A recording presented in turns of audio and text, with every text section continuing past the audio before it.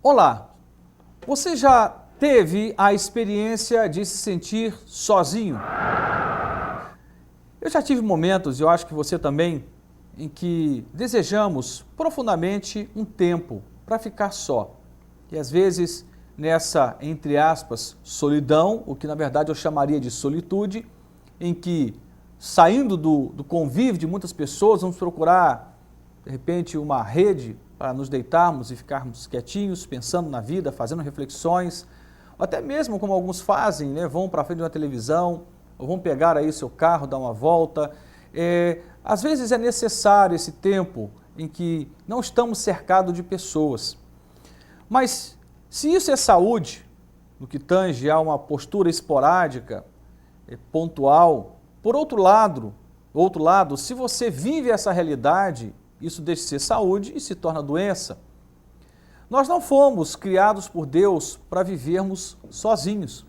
Nós fomos criados por Deus para vivermos nos relacionamentos ou na convivência, na coletividade. Só que, normalmente, como todos sabemos, relacionamento implica em postura, implica em rigor, não é tranquilo, nenhum tipo de relacionamento. Há uma exigência. Independente se esse relacionamento ele é profundo, marido e mulher, ou se ele é raso, colegas de trabalho, tanto um quanto outro nível de relacionamento, todos têm uma certa exigência. E não é fácil nos relacionarmos. Alguns chegam até a brincar, só olha, é melhor lidar com bicho do que lidar com gente. Eu diria exatamente o contrário, é uma delícia lidar com gente. Desde que nós estabeleçamos a perspectiva correta, de que pessoas são pessoas como eu e você, e elas falham, e não é fácil mesmo conviver, mas é um ganho enorme essa troca que temos no ato da convivência com outras pessoas, inclusive aquelas que em tese nos querem tão mal ou desejam nos prejudicar e que são hipoteticamente inimigas. Mas os relacionamentos podem dar certo e existem muitos implicadores, muitas questões que estão na base de uma crise relacional. Eu quero ler aqui 2 textos da Palavra de Deus. E esses 2 textos, eles me trazem como referência algumas questões para que um relacionamento dê certo. Veja só o que diz Gênesis capítulo 2, verso 25. E os 2 estavam nus, o homem e sua mulher, e não se envergonhavam. Um pouquinho antes, no verso 18, a Bíblia diz: não é bom que o homem esteja só, eu lhe farei uma ajudadora que lhe seja adequada. Bom, esses 2 textos são muitíssimo conhecidos, não tenho dúvida de que estamos falando de algo quase que óbvio. Mas é bom reforçar esses princípios porque aqui está a base de um bom relacionamento. É interessante, a Bíblia diz que Adão e Eva estavam nus e não tinham razão alguma para a vergonha, não se envergonhavam em absoluto. A palavra nu é descoberto. Tirar uma coisa que está velada, que está coberta, trazendo-a à luz, trazendo-a à tona, fazendo com que a verdade sobre aquilo apareça. Desnudar-se é dar ao outro com quem nós convivemos o pleno acesso à verdade sobre a nossa vida. Nada encobrindo, como diz o texto aqui, portanto, vivendo com sinceridade, vivendo com verdade, com transparência. Infelizmente, as pessoas estão se relacionando e cada vez mais conectadas pelas redes sociais, pelas festas promovidas, mas ao mesmo tempo estão vivendo na superficialidade da vida relacional. Não conseguem se conectar de fato umas às outras porque falta verdade. Já cansei de ouvir relatos de pessoas que começam um relacionamento amoroso e depois de um ano descobrem com quem estão se relacionando. Gente, como assim? Como alguém consegue conviver um ano sem saber nada sobre o outro? Esse é um padrão que tem se repetido na história de muita gente, porque parece que não é mais a intenção ou o foco primordial, o conhecimento. Dá-se a primazia aos sentimentos, aos desejos, ao prazer, à sexualidade, ao ato em si, mas não se dá a primazia ao conhecer. E quando nós conhecemos profundamente a pessoa com quem nós nos relacionamos e nos permitimos também ser conhecidos, não somos tão pegos de surpresa assim. Muitas crises de relacionamento se dão pela surpresa. De repente você se percebe diante de uma pessoa profundamente diferente, estranha àquilo que até então você pensava ser aquela pessoa. Não é que ela se transformou numa outra coisa, é que nessa hora ela se deu a conhecer, ela se desnudou, ela se descobriu. E é importantíssimo quando nós queremos que um bom relacionamento, ou que um relacionamento seja bom, melhor dizendo, que a gente aprenda a desnudar-se. Sobretudo quando falamos de um relacionamento amoroso, especialmente casamento. É na transparência, é na verdade revelada, é na sinceridade, é que esse relacionamento vai ganhar solidez, vai ganhar robustez. É como se você pudesse, na medida em que você age com transparência, pudesse blindar o seu relacionamento. Quantas amizades se quebram, quantos namoros acabam, quantos casamentos entram em falência e vira divórcio, quantos relacionamentos entre pais e filhos tumultuados, e a base que está detonando esses relacionamentos é a falta da verdade, a falta de transparência, tudo muito oculto. E a surpresa vem, normalmente não são surpresas agradáveis, porque senão não promoveria a crise. No entanto, quando nós olhamos para esse texto sagrado que fala de casamento, mas eu quero que você pense nisso como um valor norteador que extrapola casamento e define relações humanas. E pensando nessa perspectiva, eu me lembro de C.S. Lewis, quando ele vai dizer, vai afirmar que amar é tornar-se vulnerável. Olha que coisa interessante. Amar é tornar-se vulnerável. Quando nós resolvemos, pelo caminho da intimidade, portanto, agir na verdade, na sinceridade, na transparência, olha só, quanto mais você dá informação sua ao outro, mais vulnerável você se torna. E muitos estão assombrados com essa ideia de vulnerabilidade e querem ser fortes nos relacionamentos, impedindo que o outro os domine, impedindo que o outro os manipule, fugindo desta relação de dominância ou de possessividade. Na verdade estão se enquadrando num outro problema que para mim é muito mais grave. Tá bom, não sou mais vulnerável, ou não me tornei vulnerável, mas também não estou vivendo um bom relacionamento porque há uma superficialidade.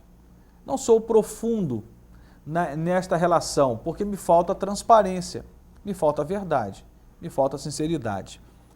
Se amar é tornar-se vulnerável, então não há condições alguma para que você seja profundo numa relação sem ser vulnerável.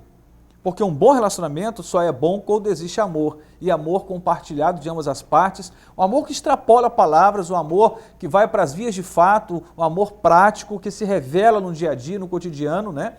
Um amor que dá sentido para as coisas. Esse amor tem como primazia a transparência. Você imagina um bom relacionamento sem verdade?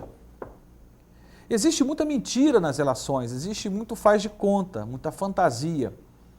E o texto diz aqui que o relacionamento que Deus nos propõe, isso começa com Adão e Eva e se estende para todos nós, é um relacionamento que nos chama a atenção para o desnudar-se, o descobrir-se, o agir na verdade, o agir na transparência.